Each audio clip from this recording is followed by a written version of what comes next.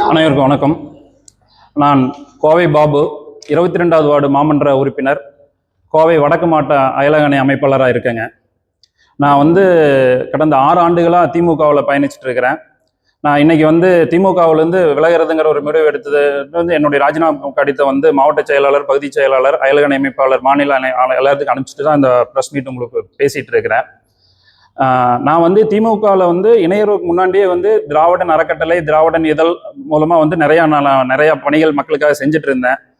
அதை வச்சு இன்னும் நிறையா பணிகள் நம்ம கட்சியில் போனால் பண்ண முடியும் அப்படிங்கிற ஒரு இதுலேயும் கலைஞர் அவர்கள் தமிழ்நாட்டுக்கு கொண்டு வந்த திட்டங்களால் ஈர்க்கப்பட்டு தான் நான் 6 ஆண்டுகளுக்கு முன்பு திமுகவில் இணைந்தேன். திமுகவில் இணைந்து ஒரு ஆண்டுகளுக்குள்ளாக மாமன்ற இதில் போட்டியிட்டு, மாமன்ற தேர்தலில் போட்டியிட்டு நான் 22வது வார்டு மாமன்ற உறுப்பினரும் ஆனாங்க. ஆனால் நான் 22வது மாவட்ட உறுப்பினர் ஆனதுக்கப்புறம் தான் எனக்கு தெரிஞ்சது, நம்ம கட்சி வேற, சிஸ்டம் வேற, இந்த திமுக ஆட்சி வச்சு நம்ம மக்களுக்கு எதுவுமே நல்லா பண்ண முடியாது அப்படிங்கிறத நான் தெளிவாக உணர்ந்தேன். நான் மட்டும் இல்லை, போட்டியிட்டு ஜெயிச்ச எல்லா கவுன்சிலர்களும் அதை அப்போதான் ஃபீல் பண்ணாங்க. காரணம் என்னன்னு பார்த்தீங்கன்னா, ஒரு 4-5 மாதங்கள் எந்த திட்டமே நடைபெறலை. அதுக்கப்புறம் பார்த்தீங்கன்னா, எந்த ஒரு ஃபைல் போனாலும், ஒரு டெண்டர் எதுனாலும் அதுக்கு பார்ட்டி ஃபண்ட் கொடுத்தா தான் நம்ம அந்த திட்டத்தை அவங்க செயல்படுத்த முடிகிற நிலையில் இருந்தாங்க. நீங்கள் எனி ஒன் ரோடு கான்ட்ராக்ட் ஆகட்டுங்க, சாதாரண பூங்கா கான்ட்ராக்டிலிருந்து பெரிய பெரிய கான்ட்ராக்ட் வரைக்கும் மாநகராட்சியில் பார்ட்டி ஃபண்ட் கொடுக்கணுங்க. இந்த பார்ட்டி ஃபண்ட் கொடுத்தா தான் எந்த டெண்டருமே இவங்க சாங்ஷன் பண்ணுவாங்க. அந்த கண்டிஷனில் தான் போயிட்டு இருந்தது. அதே மாதிரி கோவை மாவட்டத்துக்கு திரு செந்தில் பாலாஜி அவர்கள் கரூர்லேருந்து கோவை மாவட்டத்துக்கு பொறுப்பாளராக போட்டாங்க. ஏன் கரூர்லேருந்து ஒருத்தர் பொறுப்பாளராக போட்டாங்கன்னு அப்போ எங்களுக்கு தெரியல. போட்டதுக்கு அப்புறம் தான் தெரிஞ்சது, அவர் இந்த ஃபினான்ஸ் மேனேஜ்மெண்ட், மேனேஜ்மெண்ட்ல ரொம்ப கரெக்டாக இருப்பார் அப்படின்னு சொல்லி தான் அவரை போட்டிருக்காங்க. கட்சி வளர்த்தணுங்கிறதுக்காக அவரை செந்தில் பாலாஜி இங்கே கோயம்புத்தூர் மாவட்ட பொறுப்பாளராக போடலிங்க, கரெக்டாக கலெக்ஷன் பண்ணி மேலே கொடுக்கணுங்கிறதுக்காக தான் போட்டிருக்காங்க. ஏன் அப்படின்னு பார்த்தீங்கன்னா, அவர் வந்ததுக்கு அப்புறம் அவருக்கு அடிமையாக இருக்கிறவங்களுக்கு மட்டும்தான் மாவட்ட நிர்வாகங்களில் ஒரு பொறுப்பை கொடுத்தாரு. அவருக்கு அவர் பேச்சு கட்டுப்பட்டு அவர் சொல்றதை கேட்டு இருக்கிறாங்களோ அவங்களுக்கு எல்லாத்தையுமே பொறுப்பு கொடுத்தாரு. கட்சியில கடந்த திமுக ஆட்சி வர்றதுக்கு முன்னாடி 10 ஆண்டு காலம் எதிர்கட்சியா இருந்துச்சுங்க. எதிர்கட்சியா இருக்கிறப்ப மாவட்ட செயலாளர் உட்பட பகுதி, ஒன்றியம், கிளை செயலாளர்களுக்கு அவங்க சொந்த காசை செலவு பண்ணி தான் கட்சி வேலை செஞ்சுட்டு இருந்தாங்க. ஆளுங்கட்சியா வந்ததுக்கு அப்புறம் அவங்க எல்லாத்தையும் நிராகரிச்சுட்டு இவர் தனக்கு வேண்டப்பட்டவங்கள பொறுப்பு கொண்டு வந்தாருங்க. பொறுப்பு கொண்டு வந்தது இல்லாம அதை கோயம்புத்தூர் திமுகவை ஒரு கரூர் கம்பெனியாவே மாத்திட்டாரு. இப்ப எக்ஸாம்பிள் பாத்தீங்கன்னா, ஒரு எக்ஸாம்பிள் சிஎம் கோயம்புத்தூர் விசிட் வர்றாருன்னா ஒரு பெரும் திரளான கூட்டத்தை காமிக்கணும் அப்படின்னு அவர் சொல்லுவாரு. ஒவ்வொரு கிளைக்கும் இவ்வளவு பேர், இன்னைக்கு 22வது வார்டா, நீங்க 300 பேர் கூப்பிட்டு வரணும், அதுக்கு பஸ் அவரே அனுப்பிச்சிருவாரு. ஒரு ஆளுக்கு 200 ரூபா to 300 ரூபா பணம் ஃபிக்ஸ் பண்ணிடுவாங்க, கொடுக்கணுமாங்க. ஆனா அந்த கிளை செயலாளர் நம்பி தரமாட்டாங்க. பஸ்ல ஏத்தினதுக்கு அப்புறம் கரூர்ல இருந்து ஒருத்தர் வருவார், ஆல்ரெடி வந்திருப்பாரு, பஸ்ல கவுண்ட் எண் பண்ணுவார், எத்தனை பேர் எண் பண்ணிட்டு உடனே அவங்களுக்கு பணத்தை எடுத்து கொடுத்துருவார். நிர்வாகிகிட்ட கொடுத்து, இந்தாங்க 50 பேர் இந்த பஸ்ல இருக்காங்க, தலைக்கு 200 ரூபா இந்தாங்க அப்படின்னு போட்டு கொடுத்துட்டு போயிடுவார். இந்த நிலைமை தான். ஏன்னா கிளை செயலாளர் கூட நம்பாத நிலைமையில தான் இருந்துச்சு. அப்படி அது இல்லாம அதுவும் கூட பரவாயில்லைங்க. இந்த எலெக்ஷனுக்கு முன்னாடி பாத்தீங்கன்னா எல்லாத்துக்கும் அண்டா குண்டாலாம் கொடுத்தாங்க. அண்டா குண்டா கொடுக்கறது கூட கரூர்ல இருந்து தான் கொடுத்தாங்களே ஒழியா, இங்க இருக்கிற கோவை மாவட்ட கிளை செயலாளர், பகுதி செயலாளர் நம்பி எதுவுமே கொடுக்கல. இது நீங்க யாரை வேணாலும் கேட்கலாம், நீங்க எந்த நிர்வாகிகள் கேட்டாலும் சொல்லுவாங்க. அப்போ நீங்க திமுக இங்க வளர்ச்சி அடையாம இருக்குது. இங்க அதிமுக தான் 10 ஆண்டுகள் இருக்கு, ஸ்ட்ராங்கா இருக்கிறாங்க, 10 சட்டமன்றத்திலயும் அவங்க தான் இருக்கிறாங்க, இவர் எல்லாத்தையும் சாதிச்சுருவாருன்னு தான் இவர் அனுப்பிச்சாங்க. ஆனா இவர் இங்க இருக்கிற நிர்வாகிகளை யாருமே நம்பல. எல்லாமே கரூர் டீமை கொண்டு பண்ணா, அப்ப கோவை மாவட்ட நிர்வாகிகள் எதுக்கு இங்க இருக்கணும் அப்படிங்கிற மனநிலையில தான் எல்லா நிர்வாகிகள் இருக்கிறாங்க. இன்னைக்கு நான் இதை ஓப்பனா உங்ககிட்ட சொல்றேன், என்னுடைய கருத்தை உங்ககிட்ட ஷேர் பண்றேன். ஆனா நிறைய பேர் இதை வெளியே பேச முடியாத நிலைமையில் இருக்கிறாங்க. இது இல்லாம பாத்தீங்கன்னா, இந்த எலெக்ஷன் டைம்ல அவசரமா ரோடு போட்டாங்க. உங்களுக்கு ஒரே ஒரு கேள்விதான் நான் திரு செந்தில் பாலாஜி அவர்களுக்கும், முன்னாள் முதலமைச்சர் ஸ்டாலின் அவர்களுக்கும், துணை முதலமைச்சர் உதயநிதி அவர்களுக்கும் இந்த பிரஸ் மீட் மூலமா ஒரே ஒரு கேள்வி வைக்கிறேங்க. என்னன்னு பாத்தீங்கன்னா, மக்களோட அடிப்படை தேவை என்னங்க? நல்ல ரோடு வேணும், சுத்தமான குடி தண்ணீர், குப்பையை டெய்லி எடுக்கணும், டிரைனேஜ் ஃபெசிலிட்டிஸ், ஸ்ட்ரீட் லைட் எரியணும். இதுதான் மக்களோட அடிப்படை தேவை. கோயம்புத்தூர் கார்பரேஷன் 100 வார்டுல இந்த பணியை கூட முழுமையா நிறைவேற்ற முடியல. மக்களுடைய பேசிக்கை கூட ஒரு 25% 30% தான் அவங்களால நிறைவேற்ற முடிஞ்சதுங்க. ஏன்னா இந்த அடிப்படை தேவை நிறைவேற்றி இருந்தாங்கனாலே மக்கள் இன்னைக்கு திமுக தலையில வச்சு கொண்டாடி இருப்பாங்க. திராவிட கட்சிகள் மேல வந்து ஒரு வெறுப்பு வர்றதுக்கு காரணம் இதுதான். ஏன்னா கடந்த 50-60 ஆண்டு காலமா இவங்க தான் ஆட்சியில் இருக்கிறாங்க. ஆனா நீங்க கோயம்புத்தூர் சுற்றிக்குள்ள நீங்க எங்க வேணா ரோடு ஃபெசிலிட்டிஸ் இருக்காது, டிரைனேஜ் ஃபெசிலிட்டிஸ் இருக்காது, குப்பை இருக்காது. நீங்க ஒரு அரசாங்கத்தினால இதை பண்ண முடியலன்னா வேற யாரு வந்து பண்ணுவாங்க? 50 ஆண்டு காலமா நீ மாத்தி மாத்தி ஆட்சி பண்றீங்க, ஆனா ஒரு பேசிக் ஃபெசிலிட்டிஸையும் உங்களால டெவலப் பண்ண முடியலையே. இந்த மாதிரி நிறைய குற்றச்சாட்டுகள் இருக்குங்க. நான் இந்த குற்றச்சாட்டு எல்லாம் சொல்லிட்டு நான் திமுகவுல இருந்து வெளியே போகல. இவ்வளவு குற்றச்சாட்டு இருக்கிறதுனால தான் நான் வெளியே போவேன்னு முடிவு எடுத்தேன். இதே பாத்தீங்கன்னா லஞ்சம் அப்படின்னு பாத்தீங்கன்னா அந்த அதிகாரி கிட்ட பேசணும்னா, என்ன சார் இவ்வளவு பணம் கேட்கறீங்க அப்படின்னு கேட்டோம்னா அவங்க அதுக்கு சொல்லுவாங்க, ஒரு சப் ரெஜிஸ்ட்ரார்ட்ட கேட்போம், சார் என்ன சார் நம்ம ஏதாவது ப்ராப்ளம் இருந்து நீங்க கேட்டா பரவாயில்ல, பிரச்சனையே இல்லாத நல்ல டாக்குமெண்ட்டுக்கு இவ்வளவு கேட்கறீங்களே சார் அப்படின்னா, சார் நான் இவ்வளவு அமௌண்ட் கொடுத்து வந்திருக்கிறேன் சார், இது வந்து தொழிலாகி போச்சுங்க சார், இது வந்து சர்வீஸ் கிடையாது சார், நான் இன்வெஸ்ட் பண்ணியிருக்கிறேன் சார், அப்ப நான் எங்கிருந்து சார் எடுக்க முடியும்? அவங்களை அதிகாரிகள் தப்பே சொல்ல முடியாது, அவங்க நியாயமா சொல்றாங்க. அப்ப தப்பு எங்க இருக்குது? தலைமையில இருந்து இருக்குது. முதலமைச்சர் ஆரம்பிச்சு அமைச்சர்கள் வழியா தான் அந்த தப்பு வருது. நீங்க வந்து ஒரு டிரான்ஸ்பருக்கு இவ்வளோன்னு காசு வாங்குறீங்க. ஒரு துறை அமைச்சர் ஒருத்தர் டிரான்ஸ்பர் பண்ணி நான் வந்து இப்போ ஒரு அதிகாரி வந்து நீலகிரியில் இருப்பார், எனக்கு கோயம்புத்தூர் வேணும்னு சொன்னா உடனே எனக்கு இவ்வளவு பணம் 40 ஃபண்ட் வராங்க. அப்ப அவர் என்ன பண்ணுவாரு? முதல்ல எடுக்கணும்னு தானே பாப்பாரு. ஆனா இன்னைக்கு பாருங்க, இந்த டிவிக்கு அரசு வந்ததுக்கு அப்புறம் லஞ்சம் இல்லை அப்படிங்கிறத நான் கண் கூட உணர்ந்திருக்கிறேன். ஏன்னா நான் என்னுடைய ஃபைல் எல்பிஐ ஃபைல் மூவ் பண்ணா சாதாரணமா உங்களுக்கு நான் வெளியே சொல்லக்கூடாதுங்க, இருந்தாலும் ஓப்பனா சொல்றேங்க என்னத்தான் இருப்போது. ஏன்னா அந்த தொழில் பண்றவங்களுக்கு தான் அந்த கஷ்டம் தெரியும். ஒரு ஃபைல் நீங்க மூவ் பண்ணி இது பண்றதுக்கு 15 லட்சத்துல இருந்து 20 லட்சம் ரூபாய் செலவாங்க. பார்ட்டி ஃபண்டாவே வந்து நீங்க அக்ரி கன்வென்ஷன்ல இருந்து, எல்பி அப்ரூவ்டுல இருந்து, கார்பரேஷன் அப்ரூவ்டு, பிக்சேஷன், இத்தனைக்கு காசு கொடுக்கணுங்க. பிக்ஸ்டு பிரைஸ் டேக்குங்க, எல்லாத்துக்கும் பிரைஸ் டேக் போட்டு பிக்சேஷனா நீ 2 லட்ச ரூபா கொடுத்தா தான் உங்களுக்கு ஏக்கருக்கு 2 லட்ச ரூபா பிக்சேஷன். எல்பி அப்ரூவ்டா ஏக்கருக்கு எவ்வளோ, டிடிசிபியா இதான், அந்த மாதிரி எல்லாத்துக்குமே பிரைஸ் டேக். கான்ட்ராக்டருக்கு அதே மாதிரி தான், ரோடு கான்ட்ராக்டரா இந்த கார்பரேஷன் ஒர்க்கா இவ்வளவு போகணும், ஹைவேஸ் ஒர்க்கா அந்த மினிஸ்டருக்கு எவ்வளவு போகணும். இது வந்து 5 வருஷமே இவங்க பிரைஸ் டேக் வச்சு தான் ஆட்சி நடந்தாங்க. நம்ம எப்படி ஒரு ஹோட்டல்ல போய் சாப்பிட்றோம்னா நம்ம சப்பாத்திக்கு பார்த்தோம்னா இந்த ரேட்டு, பூரி இந்த ரேட்டுன்னு பாக்குறோம்ல, அதே மாதிரி ஒவ்வொரு ஒர்க்குக்கும் இவங்க பிரைஸ் டேக் போட்டு பிரைஸ் டேக் அரசாங்கமா தான் நடத்தினாங்க. இன்னைக்கு தாவக அரசு வந்ததுக்கு அப்புறம் அது இல்லைங்க. நான் ஓப்பன் ஸ்டேட்மெண்ட் சொல்றேன். ஏன்னா நான் வந்து ரிஜிஸ்ட்ரேஷன் ஆபீஸ் போனா காசு வாங்கல அதிகாரியை, என்னன்னு கேட்டேன், நாங்க காசு கொடுக்கல, நான் காசு வாங்கல, அதுதான், வேற எதுவுமே அவங்க சொல்லல. நான் லஞ்சம் கொடுக்கல, நான் லஞ்சம் வாங்கல, நான் கொடுத்தேன், நான் வாங்கினேன். அப்ப எங்க தப்பு இருக்கு? அதிகாரிகிட்டே தப்பு இருக்கு? கிடையாது, ஆட்சியாளர்கிட்ட தானே தப்பு இருக்கு. அதுதான் கடந்த 5 ஆண்டு காலமா திராவிட முன்னேற்ற கழக ஆட்சியில் நடந்துட்டு இருந்துச்சு. ரெண்டுமேங்க. ஊழல் செஞ்சது யாருங்க? ஊழல் குற்றச்சாட்டுல வெளியேறணும். ஊழல் செஞ்சது யாரு? வேற யாரோ ஒருத்தர், அவரு தானே பொறுப்பு அமைச்சரா இருந்தாரு. செந்தில் பாலாஜி அவர்கள் தான் பொறுப்பு அமைச்சிருந்தாரு. 100% அவர் மேல இருக்க அதிருப்தியில வர்றாங்க. கோவை திமுக வந்து இன்னைக்கு வளர்ச்சி அடையாம போனதுக்கு அவரு தாங்க மெயின் காரணம். கம்பெனி வந்து ஒரு இது வந்து கட்சியா நடத்தல, ஒரு கார்பரேட் கம்பெனியா தான் நடத்திட்டு இருக்காரு. அவர் வந்து ஒரு சிறந்த ஹெச்ஆர்னு சொல்லலாம். மேனேஜ்மெண்ட்ல நீங்க வந்து செந்தில் பாலாஜி அடிச்சுக்கிறதுக்கு யாருமே இல்லைங்க. அவர் ஒரு பெரிய கார்பரேட் கம்பெனியில சிஇஓ போலாம். நீங்க அந்த அளவுக்கு அவர் மேனேஜ்மெண்ட் பண்ணுவாரு, ஃபண்ட் மேனேஜ்மெண்ட் பண்ணுவாரு. அது வந்து எனக்கு அவரை ரொம்ப பிடிக்கும். செந்தில் பாலாஜி அவர்கள் வந்து எனக்கு ரொம்ப பிடிக்கும். காரணம் என்னன்னா, நீங்க இன்னைக்கு 55,000 பேர் ஆட்சி பெட்டியில் சேர்த்துனாருன்னா அந்த 55,000 பேருக்கு என்ன கொடுத்தா என்ன வருவான்? அவர் என்ன ஆட்சி பெட்டியில் 55,000 பேர் சேர்த்துனாரு, என்ன கட்சி ரீதியா கூட்ட வந்து எல்லாத்துக்கும் தலைக்கு எவ்வளோன்னு கொடுத்துட்டு வந்து தானே சேர்த்துனாரு. இன்னைக்கு அவர் உண்மையாவே 55,000 பேர் ஆட்சி பெட்டியில் சேர்த்து இருந்தாருன்னா அந்த 55,000 பேர் இன்னைக்கு ஓட்டு போட்டிருக்கணும்ல. போட்டு இன்னைக்கு கோவை மாவட்டத்தில் திமுக ஜெயிச்சிருக்கணும் இல்லையா? நீங்க கேட்கலாம், கோவையில வந்து 10 தொகுதி இல்லாம இருந்து இன்னைக்கு செந்தில் பாலாஜி அவர்கள் ஜெயிச்சிருக்காங்க. பொள்ளாச்சியில திமுக சின்னத்துல பொங்கு ஜெயிச்சிருக்குது, வால்பாறையில் ஜெயிச்சிருக்கு. நீங்க கேட்கலாம், இவர் வந்து அங்க கவனம் செலுத்தலைங்க. அவருக்கு தேவையில்லை. அங்க என்ன வருமானம் வரப்போகுதுங்க? நீங்க பொள்ளாச்சியில் என்ன வருமானம் வரப்போகுது? அங்க என்ன இண்டஸ்ட்ரீஸ் இருக்கா? எந்த வருமானம் கிடையாது. அதனால அங்க வந்து வேற ஆளுகள் தான் பொறுப்பாளராக போட்டிருந்தாரு, அதனால அங்க ஜெயிச்சிட்டாங்க. இங்க வந்து அப்படி இல்லைங்க. ஏங்க நான் ஓப்பனா கேட்கறேன், எந்த நிர்வாகி வீட்லயும் இந்த டைம் திமுக ஓட்டு போடலீங்க. திமுக நிர்வாகிகள் நீங்க வந்து அதிருப்தியினால ஜெயிச்சதுங்கிறத விட திமுக தோத்ததுக்கு காரணம் திமுக நிர்வாகிகள் சொல்லுவேன். திமுக நிர்வாகிகளோட ஃபேமிலி. நான் என் வீட்டுல போய் நான் புலம்புவேன். இன்னைக்கு எங்கிட்டயே இவ்வளவு லஞ்சம் வாங்கினாங்கன்னா இவ்வளவு பார்ட்டி ஃபண்ட் கொடுத்தேன்னு வீட்டுல புலம்புவேன். என் சம்சாரம் எப்படி அதை கேட்டுட்டு திமுக ஓட்டு போடுவாங்க? எங்க அப்பா அம்மா எப்படிங்க திமுக ஓட்டு போடுவாங்க?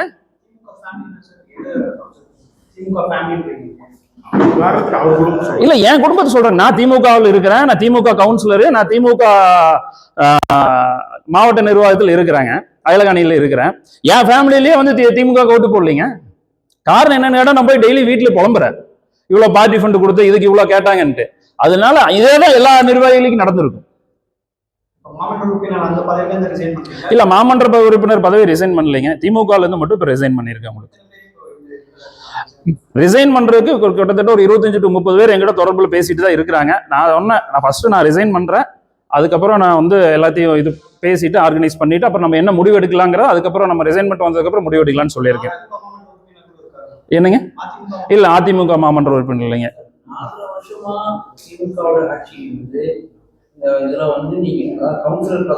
இருந்தேங்க. அப்ப ஊழல் தெரியலன்னு நான் எங்க சொன்னேன்? அப்ப தொட்டு டே 1ல இருந்தே ஊழல் நடந்துட்டு தான் இருக்கு. 3-4 மாசம் ஊழல் இல்லைங்க. திமுக ஆட்சி வந்து 4 மாசம் ஊழல் இல்ல, ஆனா எந்த ஃபைலும் மூவ் ஆகல, புடிச்சு வச்சுட்டாங்க. நான் தொழில் பண்றேன், 6 மாசம் ஒரு ஃபைல் எனக்கு சைல் ஆகலைன்னா எனக்கு வட்டி கால்குலேஷன் பண்ண எங்க போகும்? கேட்கற காசு கொடுத்துட்டு அப்ரூவ்டு வாங்கணும். நான் தொழில் பண்ணிட்டு இருக்கிறவன். அன்னைக்கு நான் இந்த குற்றச்சாட்டு வச்சுன்னா நான் இங்க தொழில் பண்ணிட்டு இங்க பண்ண முடியுமா? நீங்களே சொல்லுங்க, பத்திரிகையாளர். நான் உங்களுக்கு எல்லாரும் தெரியும்ல, நான் வந்து இதே குற்றச்சாட்டு செந்தில் பாலாஜி அவர்கள் அதிகாரத்தில் இருக்கிறப்ப வச்சப்போ குற்றச்சாட்டு நான் செந்தில் பாலாஜி மேல வச்சேன்னா நான் இங்க எப்படி தொழில் பண்ண முடியும்? நான் அரசியல்ல மட்டும் இருந்தா தைரியமா ஃபேஸ் பண்ணுவேன். நான் தொழில் பண்ணிட்டு இருக்கிறேன். நாளைக்கு என்னோட எல்லா இதையும் அவர் முட்டுக்கட்டை போட்டு நிறுத்திடுவார். முதலமைச்சர் வந்து உளவுத்துறை பக்கத்துல வச்சு அவரே தோத்து போனா சொன்னீங்க, அந்த சப்ஜெக்ட் என்ன சொல்றீங்க? முதலமைச்சர் அவர்கள் வந்துங்க, இப்போ அவர் வந்து தமிழ்நாட்டுக்கு கட்சிக்கு அவர் தான் தலைவர், தமிழ்நாட்டுக்கு அவர் தான் முதலமைச்சர், சரிங்களா? என்ன நல்லது நடந்தாலும் கெட்டது நடந்தாலும் அவர் தான் பொறுப்பு. இப்ப தமிழ்நாட்டுல கோவை மாவட்டத்துல திமுக ஏன் இந்த நிலைமையில் இருக்குன்னு அவர் தானே பார்த்திருக்கணும். ஊழல் ஏன் பெருகி இருக்குன்னு அவர் தானே பார்த்திருக்கணும். அவர் பார்க்கல. ஏன்னா அவர் வந்து அடுத்தவங்க என்ன சொல்றாங்களோ அதை கேட்டு ஆட்சி நடத்திட்டு இருந்தார். அவர் ஆட்சி நடத்தல. ஆட்சி நடத்து வேற ஆட்கள் ஆட்சி நடந்துட்டு இருந்தாங்க. நிறைய பவர் பாயிண்ட் இருந்துச்சு. இப்ப கொளத்தூர்ல வந்து அவர் தோல்வி சஞ்சதித்து காரணம் அவர் தோத்துடக்கூடாது. நல்ல தலைவர் தான் அவர். நான் வந்து இன்னைக்கு வெளியே வரங்கிறதுக்காக நம்ம பேசல. அவர் ஒரு நல்ல தலைவர் தான். ஆனால் அவர் வந்து ஏன் தோத்தாருங்க? அவர் எதுவுமே அவர் நாலேஜுக்கு போலிங்க. இந்த பார்ட்டி ஃபண்ட் முதல் கொண்டு எல்லாருமே மக, மருமக, பொண்ணு, சித்தப்பா, பெரியப்பன்னு சொல்லி சுத்தி ஒரு குரூப்பே இருக்கு. அவங்க தானே பண்ணிட்டு இருந்தாங்க. இவருக்கு அதுக்குள்ளேயே தெரியலையே. ஏன்னா அவர் தெரிஞ்சிருந்தா அப்பவே கண்ட்ரோல், அவர் தானே தலைவர், அவர் தானே சிஎம், அவர் கண்ட்ரோல் பண்ணிருக்கணும்ல. கொளத்தூர்ல அவர்கிட்ட தான் பவர் இருந்துச்சு, உளவுத்துறை அவர்கிட்ட தான் இருந்துச்சு, போலீஸ் அவர்கிட்ட தான் இருந்துச்சு, எல்லா நிர்வாகமும் அவர் கீழே தான் இருந்தது. அப்போ ரிப்போர்ட் கொடுத்துருப்பாங்கல்ல, ஒவ்வொரு துறையிலையும் ஒவ்வொரு தொகுதியிலும் ரிப்போர்ட் கொடுத்துருப்பாங்கல்ல. அப்ப வந்து கொளத்தூர்ல நீங்க தோக்க போறீங்கன்னு சொல்லி முதல்ல ரிப்போர்ட் போயிருக்கும்ல, வெற்றி வாய்ப்பு இல்லைன்னு போயிருக்கும்ல. ஆனா அதை அவர்கிட்ட கொண்டு போய் சேர்த்துல.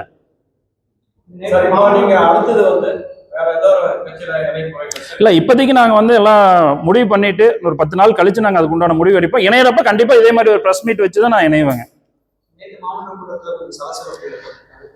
மாமன்ற கூட்டத்தில் சலசலப்பு வந்து நேற்று வந்து ஒரு நாளிதழில் வந்து ஒரு 40 கோடி ரூபா வந்து செம்மொழி பூங்கால ஊழல் நடந்ததுக்குன்னு போட்டிருக்கிறாங்க.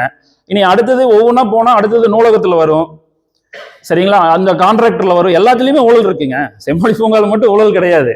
நீங்க 5 ஆண்டுகள் அடிச்ச எந்த டெண்டர் தமிழ்நாட்டுக்குள்ள எந்த கோவை மாநகராட்சின்னு இல்லை, நீங்க தமிழ்நாட்டில் எந்த டெண்டர் எடுத்தாலும் ஊழல் இருக்குங்க. ஏன் நீங்க நான் குறிப்பா ஒரு டெண்டர் சொல்றேங்க. மாநகராட்சி குப்பை டெண்டர் கொடுத்தாங்க இல்லைங்களா, தனியா இருக்கு, அதுல பெரும் ஊழல் நடந்திருக்கு. நான் குற்றச்சாட்டு பதிவு பண்றேன். அதுக்கு நீங்க தனி ஆடிட் போடுங்க, அதை நீங்க ஆடிட் பண்ணுங்க. அந்த டெண்டர் எடுத்தது யாரு, எதுக்கா, யாரோட பினாமி அந்த டெண்டர் எடுத்தாங்க, ஆடிட் பண்ணுங்க, பண்ண சொல்லுங்க. இன்னைக்கு சிஎம் அவர்களுக்கு நான் டைரக்டா உங்க மூலியமா ஒரு வேண்டுகோள் வைக்கிறேன். கோயம்புத்தூர் மாநகராட்சிக்கு நீங்க ஒரு ஸ்பெஷல் ஆடிட் போட்டு நீங்க வந்து ஒரு டீம் ஃபார்ம் பண்ணி கோயம்புத்தூர் மாநகராட்சியில கடந்த 5 ஆண்டுகளா என்னென்ன திட்டம் நடந்ததோ அத்தனையும் ஆடிட் பண்ணணும். பண்ணுனா பெரும் ஊழல் வெளியே வருங்க. நிறைய பேர் இதுல பின்னாடி இருக்கிறாங்க. நான் வந்து கட்சி பிரச்சனைனால நான் 3 மாசம் முன்னாலே விலகிட்டேன் கட்சியிலிருந்து. பிரஸ் மீட்டிங் வச்சுங்க, கட்சிக்கு எனக்கு கொஞ்சம் உடன்பாடு இல்லாதனால ஒரு 3 மாசத்துக்கு முன்னாலேயே கட்சியிலிருந்து விலகி நான் சுயாட்சி கவுன்சில்னு மாமன்றத்துல மேயரா அறிவிச்சிட்டேங்க. இப்போ இந்த மாமன்ற உறுப்பினராக டிராவல் பண்ணியிருக்கீங்க, இப்போ ரிசைன் பண்ணும்போது ஆப்வியஸ்லி சிட்டிங் இருக்கிறவங்க தான் இப்போ உள்ளாட்சி தேர்தலில் கூட முன்னெடுத்து போவாங்க.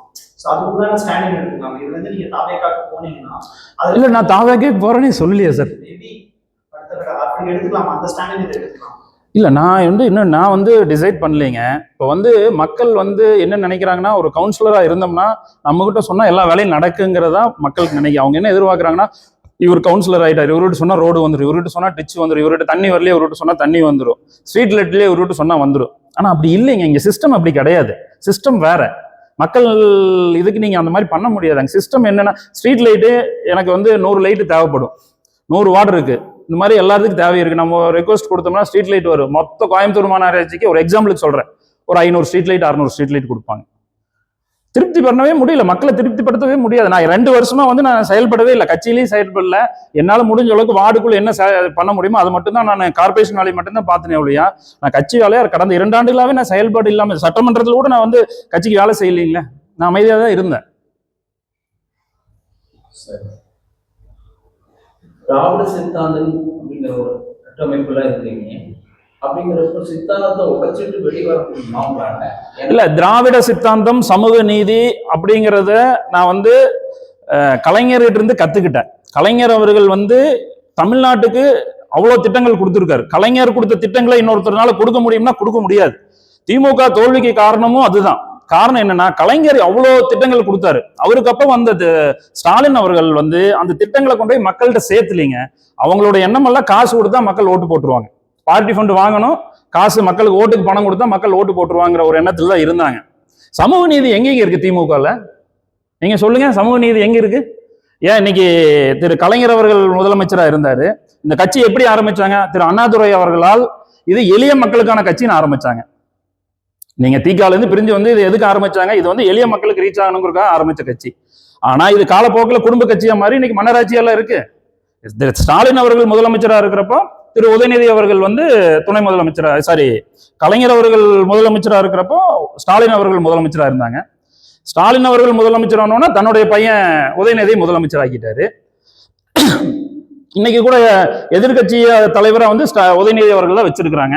ஏன் திராவிட முன்னேற்ற கழகத்துல 8 ஆண்டுகள் 10 ஆண்டுகள் 7 ஆண்டுகள் அனுபவம் வாய்ந்த, சட்டமன்றத்தில் அனுபவம் வாய்ந்தவங்க இருக்கிறாங்களே, நீங்க அவங்கள போடுங்களேன். எங்க போச்சு சமூக நீதி?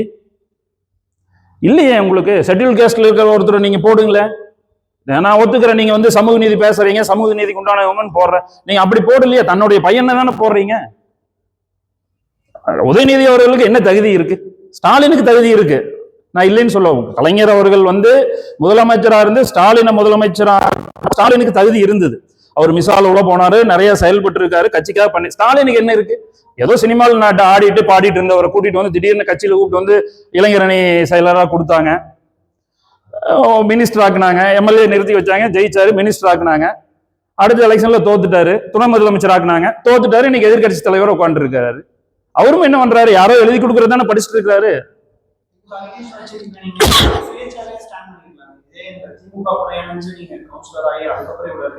இல்லைங்க, நான் அப்போ எனக்கு இந்த அளவுக்கு தெரியாது. நான் வந்து கலைஞர் அவர்கள் ஈர்க்கப்பட்டுதான் திமுக வந்தேன். நான் வந்து அப்ப வந்து ஒரு கட்சியில போனா, ஒரு கவுன்சிலர் ஆனா நம்ம வந்து மக்களுக்கு இன்னும் விரிவா நான் கொரோனா காலத்துல நிறைய பேருக்கு உணவு கொடுத்தேங்க.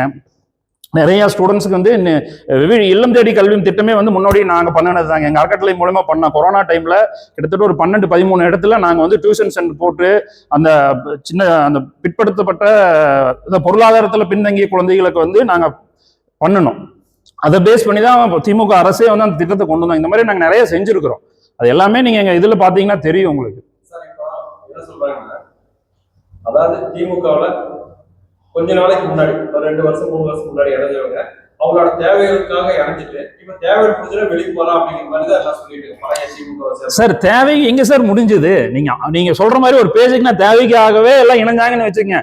தேவை பூரா செந்தில் பாலாஜி எடுத்துட்டு போயிட்டாரு. எல்லாத்தோட தேவையை அவர் எடுத்துட்டு போயிட்டாரு. இங்க யாருக்கு தேவைகள் முடிஞ்சது? யாருக்குமே ஒண்ணும் கொடுக்கலையே சார். நான் என்ன கேக்குறேன்னா, மக்களை தாண்டி கட்சிக்காரனுக்குமே ஒண்ணும் பண்ணல சார். அவருக்கு கட்சிக்காரனுக்கு ஒரு டாக்ஸ் போடணும்னா கூட பார்ட்டி ஃபண்ட் கொடுத்தா தானே போட முடியும். கட்சிக்கார ஒரு கான்ட்ராக்ட் எடுக்கிறதுனால நீங்க போய் அந்த ஆபீஸா சார் லஞ்சம் வாங்குறதுக்கு ஜிஎஸ்டி பாவங்க. இந்த ரோடு கான்ட்ராக்ட் எடுக்கிறவங்க எல்லாம் லஞ்சத்துக்கு ஜிஎஸ்டி கட்டுற ஒரே ஆள் அவங்க தாங்க. அவங்க கிட்ட கேட்கறேன், ஏன் தரம் இல்லாத ரோடு போடுறீங்கன்னு கேட்டா அவங்க சொல்றது என்ன தெரியுமா? சார் 1 கோடி ரூபாய்க்கு ரோடு எடுத்து எங்களால 50 லட்சம் ரூபாய்க்கு தான் போட முடியும், 60 லட்சம் ரூபாய்க்கு தான் போட முடியும், மிச்சமெல்லாம் நாங்க பார்ட்டி ஃபண்ட் கொடுத்துறோம், அதிகாரிகளுக்கு கொடுக்க வேண்டியது இருக்குது, ஜிஎஸ்டி கட்டுறோம். ஜிஎஸ்டி எப்படி தொழில் பண்றவங்களுக்கு தான் சார் அந்த வழி தெரியும். ஜிஎஸ்டி எப்படி கட்டுறாங்கன்னா, இப்ப நான் வந்து 100 ரூபாய்க்கு பொருள் வாங்குறேன், 110 ரூபாய்க்கு விற்கிறேன்னா 100 ரூபாய்க்கு நான் வாங்கிலே ஜிஎஸ்டி எனக்கு வந்துடும், இன்புட் வந்துடும். இந்த 10 ரூபாய்க்கு நான் ஜிஎஸ்டி நான் கையில இருந்து கட்டணும். ஆனா இங்க லஞ்சமே நீங்க பாதி அமௌண்ட் கொடுக்குறப்போ அதுக்கு ஜிஎஸ்டி யாரு கட்டுவா? 18%. சொல்லுங்க, யாருக்கு ஜிஎஸ்டி கட்டுவா? பாவங்க கான்ட்ராக்ட் எடுத்தவங்களா?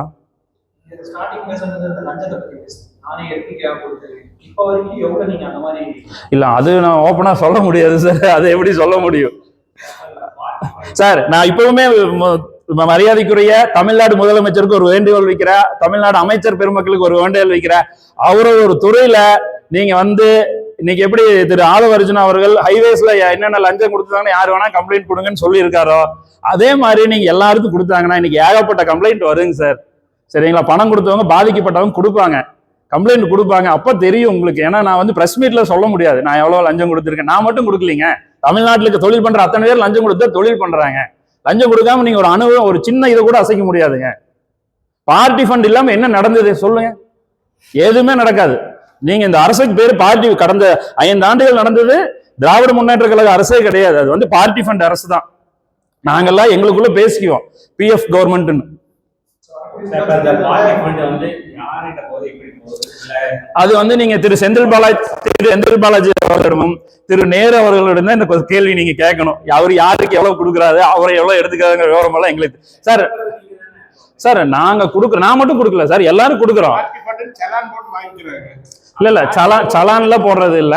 பார்ட்டி ஃபண்டுக்கு வந்து அவங்க வந்து உண்மையிலேயே வந்து பாராட்டணுங்க திரு செந்தில் பாலாஜி அவர்களை. அவர் மேல அபாண்டமான குற்றச்சாட்டு வைக்கிறேன்னு நினைக்கலாம். காலப்பட்டி ரோட்ல ஒரு ஆபீஸ் போட்டிருப்பாங்க, ஃபர்ஸ்ட் ஃப்ளோர்ல அந்த அலுவலகம் எங்கேட்டு இருந்துச்சு. அந்த அலுவலகத்துல போய் நீங்க அவங்க கம்ப்யூட்டர்ல பார்ப்பாங்க. பார்த்தாங்கன்னா அமௌண்ட் ஒரு சின்ன அமௌண்ட் சொல்ற எக்ஸாம்பிளுக்கு ஒரு 1,42,400 ரூபா கொடுக்கணும்னு வச்சுங்க. நீங்க 1,42,000 ரூபா கொடுத்தீங்கன்னா வாங்க மாட்டாங்க அங்க இருக்கிற பொண்ணுங்க. சார் அந்த 400 ரூபா கொடுங்க அப்படி. இவங்க வந்து தொழில வந்து முதலீடு இல்லாத பங்குதாரர்களா இருந்தாங்க. கண்டிப்பா பண்ணாங்க. நான் பகிரங்கமா குற்றச்சாட்டு பண்றேன். நானே பணம் கொடுத்துருக்கேங்க. ஆபீஸ் போட்டு வசூல் பண்ணாங்க. இப்ப நீங்க இந்த மாமன்ற இதுல இருக்கீங்க, இந்த இதுல வந்து நீங்க மக்களோட தேவைகள் எல்லாம் பூர்த்தியாச்சு. அதுதான் சொல்ற, ஒரு 30 to 40% தான் பூர்த்தி பண்ண முடிஞ்சது. அதுக்கு மேல எதுவும் பண்ண முடியலையே. நீங்க சேரன்மா நகர் 22வது வார்டு என்னுடைய அலுவலகம், என்னுடைய வார்டுங்க. நீங்க அவங்க வந்து சேரன்மா நகர் வந்து கலைஞர் அவர்களால் உருவாக்கின ஒரு நகரம். அங்க ஒரு 520 வீடு இருக்குது. அந்த 520 வீடுக்கும் இன்னைக்கு வரைக்கும் கழிவடை இது சாக்கடை வசதி இல்லை. சரிங்களா? நான் கேட்கறது நீங்க யூஜிடி கொடுக்கணும். யூஜிடி ரோட்டுக்கு இதெல்லாம் கொண்டு வந்தாச்சு, இதெல்லாம் வரல. அவங்க 30 வருஷமா அது கேட்டுட்டு இருக்கிறாங்க, போட்டிருக்கிறாங்க. ஆனா அது வந்து அதுல போறதுல அங்கங்க பிளாக் ஆகி இருக்கு. கல்வெட்டு போடணும், அது வந்து ஒரு பெரிய அமௌண்ட் செலவாகுன்னு சொல்லிட்டு இன்னைக்கு வரைக்கும் சாங்ஷன் பண்ணல. நானும் ஒவ்வொரு டைமே கோரிக்கை வைப்பேன், ஒவ்வொரு கமிஷனர்கிட்டையும் பேசுவேன், ஒவ்வொரு மேயர்கிட்டையும் பேசுவேன். 2 மாசத்துக்கு அந்த சப்ஜெக்ட் கொண்டு போவேன். ஏங்க அவங்க 520 வீடு கலைஞர் அவர்களால் வந்து கலைஞர் அவர்களே வந்து அந்த இதை ஓப்பனே பண்ணினாரு. அங்க வந்து டிரைனேஜ் இல்லாம இது சுகாதாரக்கு இன்னைக்கு யார் வேணாலும் போய் பாருங்க. நீங்க பிரஸ் மீட் முடிச்சுட்டு இந்த வழியா தானே போறீங்க. நான் சொல்ற குற்றச்சாட்டு உண்மையில நீங்க போய் பாருங்க. 30 வருஷமா அப்படிதாங்க இருக்கிறாங்க பாவங்க. நானும் போராடுறேன். எப்படி பண்ண இவங்க ஃபண்டு கொடுத்தா தானே பண்ண முடியும். ஒவ்வொரு போஸ்டிங்கும் காசு கொடுத்து தான் பண்ண வேண்டிய சூழ்நிலை இருக்கு. இந்த உள்ளாட்சி தேர்தல் வரப்போ நிறைய இடத்துல பிரச்சனை சீட்டு வர புதுசா வந்து கொடுத்துருக்காங்க அப்படின்னு சொல்லி அந்த டைம்ல பண பரிவர்த்தனை பண்ணதுக்கு அப்புறம் தான் சீட்டு முன்னாடி எதிர்ப்பு. அது நீங்க செந்தில் பாலாஜி கிட்ட தான் கேட்கணும் சார்.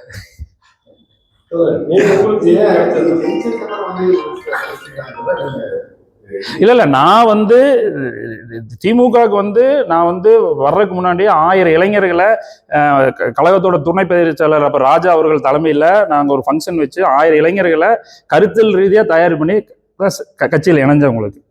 அதுக்கப்புறம் தலைவரை போய் பார்க்க சொன்னாங்க. தலைவரை போய் பார்த்தோம். மாவட்ட செயலர் பையா கவுண்டர் இருந்தார், அவர் உடனே போய் பார்த்தோம். அதுக்கப்புறம் நான் நிறைய ஒர்க் பண்ணிட்டு இருந்தேன். அதை பேஸ் பண்ணி தான் எனக்கு வந்து கவுன்சிலர் சீட் கொடுத்தாங்க. ஆமா நான் எதிர்கட்சியா இருக்கேன் சார். இன்னும் சொல்ல போனா திமுக எதிர்கட்சியா இருக்கையில நீங்க இந்த திமுக சுவர் விளம்பரங்கள்லாம் எழுதுவாங்க. அதுல பாத்தீங்கன்னா மு.க. ஸ்டாலின், உதயநிதி, அப்புறம் மாவட்ட செயலாளர், அப்புறம் செந்தில் பாலாஜி, அப்புறம் மாவட்ட செயலாளர், அப்புறம் அந்த பகுதி செயலாளர் கிளை பேர் மட்டும்தான் எழுதுவாங்க. நான் வந்து மாத்தினேன், அந்த இதையே மாத்தினேன். இது எதுக்கு இப்படி எழுதுறாங்க? திட்டங்கள் எழுதுங்க. கலைஞர் இவ்வளவு பண்ணியிருக்கிறாங்க, ஃபர்ஸ்ட் திட்டங்கள் எழுதுங்க, அதுக்கப்புறம் இவங்க பேர் சின்னதா எழுதுங்கன்னு கொண்டு வந்தேன். அதுக்கு என்னை கூப்பிட்டு வந்து இந்த மாதிரிலாம் எழுதக்கூடாது, நீங்க பேர் மட்டும்தான் எழுதணும் அப்படின்னு. அதுக்கப்புறம் நானும் மாத்திட்டு அதுக்கப்புறம் சோர்வன்பல் எழுதவே விட்டுட்டேன். நன்றி சார்.